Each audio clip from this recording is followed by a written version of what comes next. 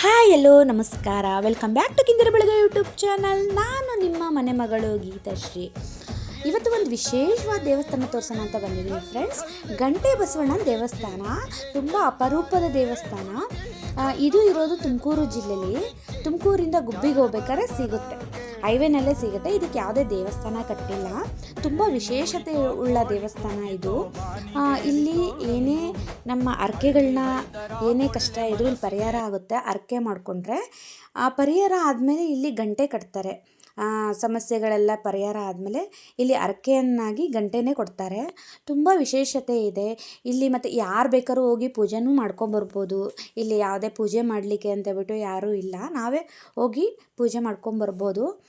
ತುಂಬಾ ಚೆನ್ನಾಗಿದೆ. ಯಾರಾದರೂ ನೀವು ಬ್ಯಾಂಗ್ಳೂರು, ತುಮಕೂರು ಆ ಕಡೆ ಹೋದರೆ ದಯವಿಟ್ಟು ಒಂದು ಸಲ ವಿಸಿಟ್ ಮಾಡಿ ಬರ್ರಿ. ಈ ವಿಡಿಯೋ ಇಷ್ಟ ಆದರೆ ದಯವಿಟ್ಟು ಲೈಕ್ ಮಾಡಿ, ಶೇರ್ ಮಾಡಿ, ಕಮೆಂಟ್ಸ್ ಮಾಡಿ. Thank you friends.